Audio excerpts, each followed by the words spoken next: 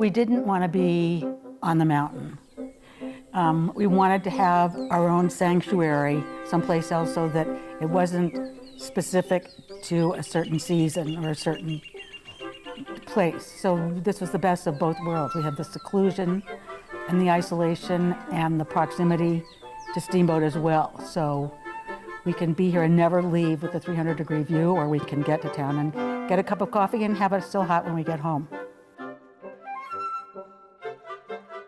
We'd been looking for a piece of property for quite a long period of time, didn't find anything that we liked. And then this piece popped up opportunistically. One winter day, the broker and I came up here in her pickup truck, and we snowshoed to this spot, took a look, took at the wonderful views, and said, this is what we want.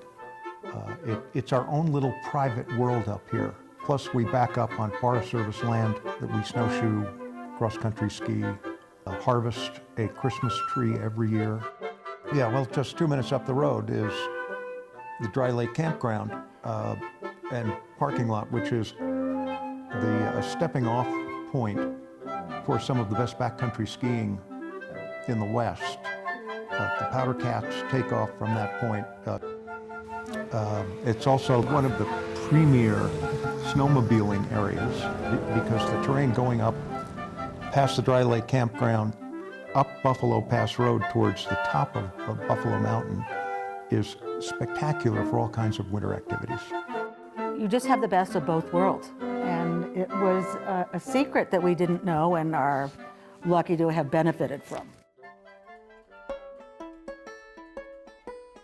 Well, the first thing you see when you walk in the door are the views, the beautiful light from the views going 270 degrees north, west, and south, and the light streaming in, pouring in from the clear story.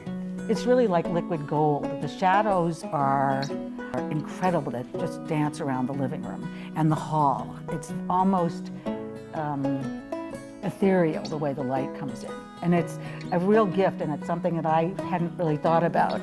And I think it's really a lot of it's thanks to Joe for orienting the house the way he did and being respectful of the footprint that we have carved here that allows us to be at one with nature and hopefully not intruding on her in a great sense.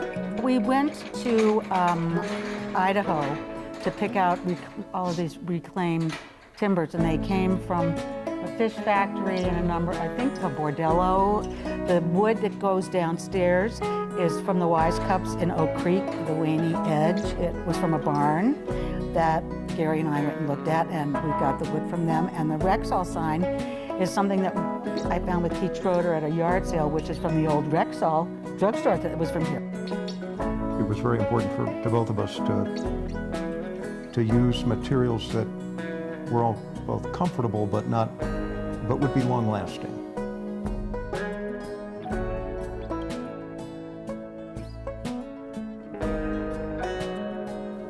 What I particularly like watching the house being built, the way it was framed, the ruggedness of the construction. There's a certain amount of serenity that comes with living in this house because I know how it was built, witnessed the quality of the construction, so I don't worry about it. You can just really do anything in this house. I mean, you don't have to go downstairs ever. You can stay upstairs and just the two of us and be totally comfortable, or we can have a house full of people and also be totally comfortable.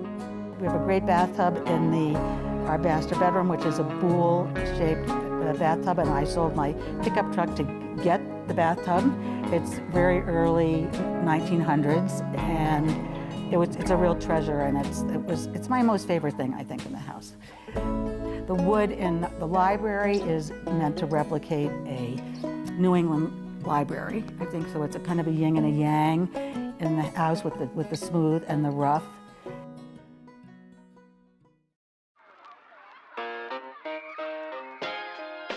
Teddy just thought it would be really fun just to have this catwalk up there. It was unique to take advantage of the views, and it was a fun thing. There was clearly something missing before the catwalk was on. It really changed the feeling of of the clear story from being sort of an empty space to being something that you could play with. We put in a wine cellar and decided we would hide it behind a bookcase, which moves out on a inline roller skate wheel. I think it's pretty difficult to tell unless you go right up to it. The picture of the monk holding the wine bottle that's on the door probably gives it away, but it's a useful wine cellar. We actually store wine in it.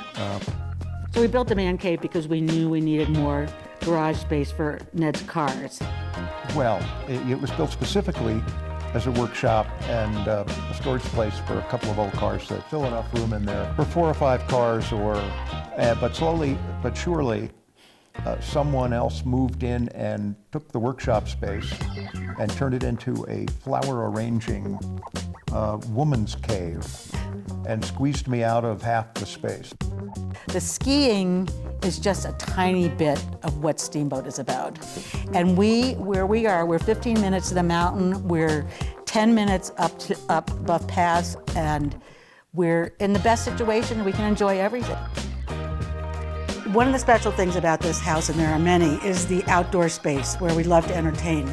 We have a great fire pit, and we love to sit and watch the sunsets and have dinner outside. And once everybody is gone, I stay outside and spend a lot of time looking up at the stars, which are unbelievable.